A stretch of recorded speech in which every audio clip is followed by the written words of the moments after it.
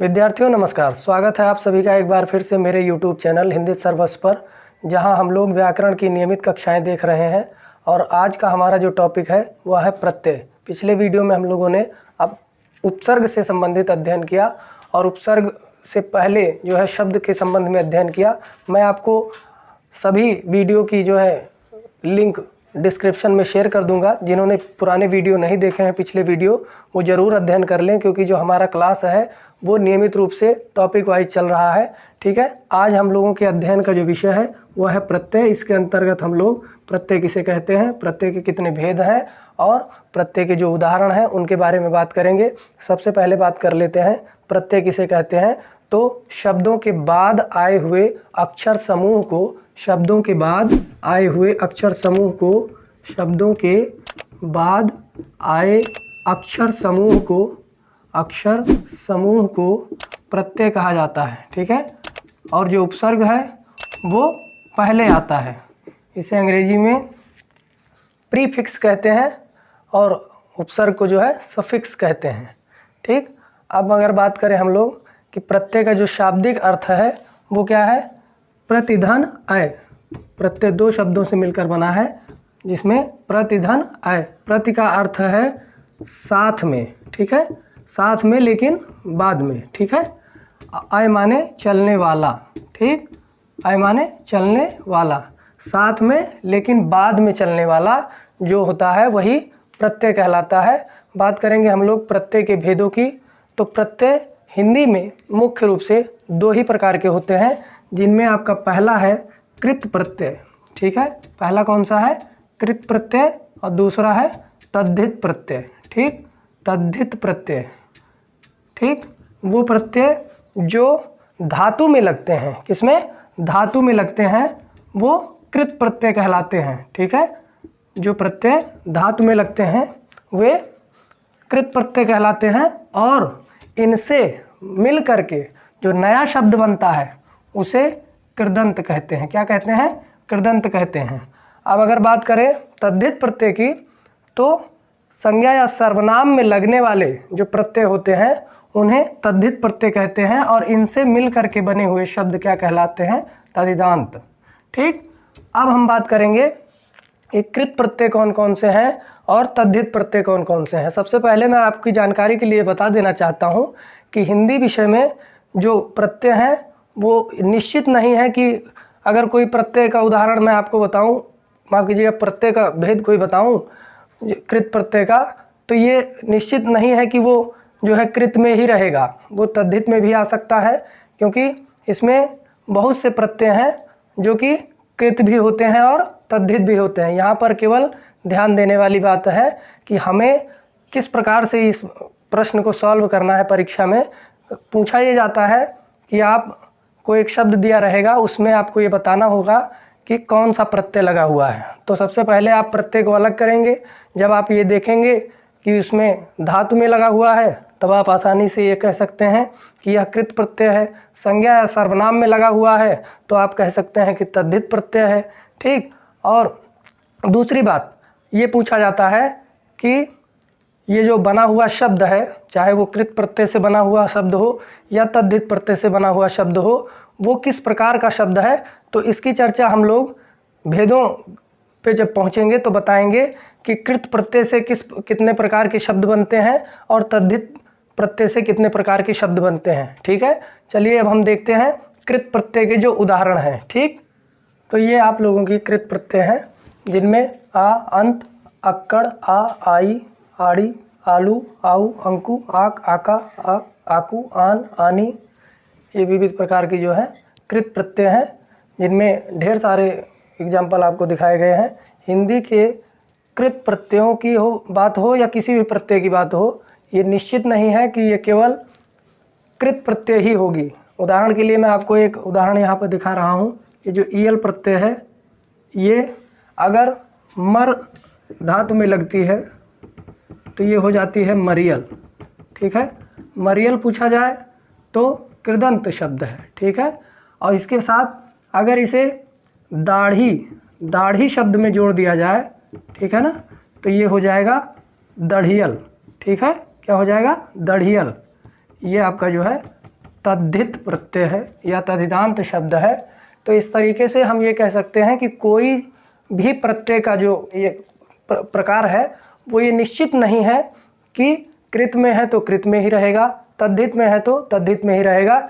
ये बात आपको ध्यान रखनी है। आपको केवल ये ध्यान में रखना है कि उससे बना हुआ शब्द जो है कृदंत है या तद्धितांत है। ठीक, ये तो आपके उदाहरण हैं, इसे आप नोट भी कर सकते हैं। या, उ, एरा, एया, एत, ओड़ा, इन सभी प्रकारों से जो शब्दों के निर्माण होते हैं उनमें सबसे पहले आप जान लीजिए कि भाववाचक संज्ञाओं का निर्माण होता है। उसके बाद करणवाचक संज्ञाएं बनती हैं, कर्तृवाचक संज्ञाएं बनती हैं और विशेषण का निर्माण होता है। ठीक है, अब मैं एक एक करके सबकी थोड़ी थोड़ी बात कर लेता हूँ। सबसे पहले मैंने कहा कि भाववाचक संज्ञाएं भी बनती हैं। तो भाववाचक संज्ञाएं जो है अगर उदाहरण देखें तो आपका हो जाएगा भीड़, ये आपकी क्रिया है और इसमें जब अंत लग जाएगा तो हो जाएगा भिड़ंत। ठीक है ना। भर धातु है, इसमें आ लग जाएगा तो हो जाएगा भार। ठीक, इस तरीके से आपकी भाववाचक संज्ञाएं बनती हैं। लिख में आई जुड़ जाएगा हो जाएगा लिखाई, लड़ में आई जुड़ जाएगा हो जाएगा लड़ाई। ठीक है, ऐसे बहुत से उदाहरण हैं। वैसे ही मैंने आपको आगे बताया कि करणवाचक संज्ञाएं भी बनती हैं इन प्रत्ययों के माध्यम से। तो करणवाचक संज्ञाओं के उदाहरण हैं, झूल धातु में आ प्रत्यय लगेगी तो झूला। ठीक है, मथ में आनी लगेगा मथानी, रेत में आपका ई लगेगा तो रेती बन जाएगा। ठीक है, वैसे ही झाड़ में ऊ लगेगा तो झाड़ू बन जाएगा, जो कि करणवाचक। करणवाचक का मतलब क्या होता है ये जान लीजिए। करणवाचक संज्ञा का मतलब है कि साधन के अर्थ में जो है कर्ता। ठीक, अब उसके बाद बात करें कृतवाचक कृदंत विशेषण की, तो उड़ में अंकु जुड़ जाएगा तो हो जाएगा उड़ंकु। ठीक, टिक में आऊ जुड़ जाएगा हो जाएगा टिकाऊ। ठीक, तैर में आक तैराक। ठीक, लड़ धन आका लड़ाका। तो इस तरीके से आपके जो है कृत प्रत्यय से कृदंत शब्द बनते हैं। उसके बाद क्रियाद्योतक विशेषण भी इसी से बनते हैं। ठीक है, उसमें वर्तमान कालिक विशेषण है, भूतकालिक विशेषण है। बह में ता लगेगा, ता प्रत्यय लगेगी तो बहता, ये आपका जो है वर्तमान कालिक विशेषण हो जाएगा। और भूतकालिक विशेषण की बात करें अगर तो पढ़ में आ लग जाएगा तो पढ़ा, धो में आ लग जाएगा तो धोया। ठीक है, वैसे ही गा में आ लग जाएगा तो गाया। ये आपके भूतकालिक विशेषण हैं। ठीक, अब बात करेंगे हम लोग तद्धित प्रत्यय की। जैसा कि परिभाषा में मैंने बताया कि जब सर्वनाम में तो वो जो है आपका तद्धित प्रत्यय होता है। और तद्धित प्रत्यय के जो उदाहरण हैं उनकी तरफ मैं चलता हूँ। तद्धित प्रत्यय के जो प्रकार हैं, चलिए चलते हैं तद्धित प्रत्यय के प्रकार की तरफ। हाँ, तो अब हम लोग देखेंगे तद्धित प्रत्यय के उदाहरण, जिनमें तद्धित प्रत्यय के जो प्रकार हैं सबसे पहले देख लेते हैं। आ है आयत, आई, ताई, आऊ, आका, आटा, आन, आना, आनी, आयत, आर, आरी, आरा, आड़ी, आल, यल, आलू, आवट। ये सब जो है आपके तद्धित के प्रकार हैं, तद्धित प्रत्यय हैं। ठीक है, अब यहाँ पर जो ध्यान देने वाली बात यह है, तद्धित प्रत्यय जो है जब किसी संज्ञा या सर्वनाम में जुड़ते हैं तो वे भाववाचक संज्ञाएं, ऊनवाचक संज्ञाएं, कर्तृवाचक संज्ञाएं और संबंधवाचक शब्द का निर्माण करते हैं या संबंधवाचक संज्ञाओं का निर्माण करते हैं। सबसे पहले उदाहरण में देखेंगे हम लोग भाववाचक तद्धितांत संज्ञाओं के उदाहरण, जिनमें चूर में आ लगाया जाएगा तो हो जाएगा चूरा, है ना। उसके बाद चतुर में आई लगेगा चतुराई। ठीक, चौड़ा में आप आन लगाइए चाहे आई लगाइए, चौड़ा में आन लगाएंगे तो चौड़ान हो जाएगा, आई लगाएंगे तो चौड़ाई हो जाएगा। दोनों ही भाववाचक संज्ञाएं हैं। और उसके बाद छूट में अगर आप जो है आरा लगाएंगे तो हो जाएगा छुटकारा। ठीक, इस तरीके से किसी भी संज्ञा शब्द में तद्धित प्रत्यय लगाने से भाववाचक संज्ञाएं बनती हैं, जिनके उदाहरण मैंने आपको बताए। कड़वा में आहट लगाएंगे कड़वाहट हो जाएगा, खेत में ई लगाएंगे खेती हो जाएगा, अंध में ई लगाएंगे, अंध में एरा लगाएंगे तो अंधेरा हो जाएगा। ठीक है, अब हम बात करेंगे ऊनवाचक तद्धितांत शब्दों की। ऊनवाचक का तात्पर्य होता है कि ऊनवाचक जो संज्ञाएं होती हैं वो वस्तु की लघुता, प्रियता, हीनता इत्यादि के भाव प्रकट करती हैं। ठीक है, जैसे ठाकुर में आ लगाएंगे तो हो जाएगा ठकुरा। ठीक है, खाट में या लगाएंगे हो जाएगा खटिया, ढोलक में ई लगाएंगे हो जाएगा ढोलकी। ठीक, सांप में ओला लगाएं सपोला हो जाएगा। तो ये आपके जो है ऊनतावाचक शब्द हैं या ऊंतावाचक तद्धितांत संज्ञाएं हैं। अब बात करें अगर संबंधवाचक तद्धितांत संज्ञाएं कैसे बनती हैं, तो ससुर शब्द में आल लगाएंगे ससुराल हो जाएगा, नाना में हाल लगाएंगे ननिहाल हो जाएगा, बाप में औती लगाएंगे बपौती हो जाएगा। ठीक है, ऐसे ही आपके जो शब्द बनते हैं वो संबंधवाचक तद्धितांत शब्द होते हैं। इसके बाद मैंने आपको बताया कि कर्तृवाचक तद्धितांत संज्ञाओं का निर्माण भी तद्धित प्रत्ययों से होता है। इनमें जैसे सोना है, आर लगा देंगे सोनार हो जाएगा। ठीक है, और सोनार क्या होता है, कर्ता होता है। ठीक, लोहा में आर लगाएंगे लोहार हो जाएगा, आढ़त में इया लगाएंगे आढ़तिया हो जाएगा, तमोल में ई लगाएंगे तमोली हो जाएगा। इस तरीके से कर्तृवाचक तद्धितांत संज्ञाएं बनती हैं।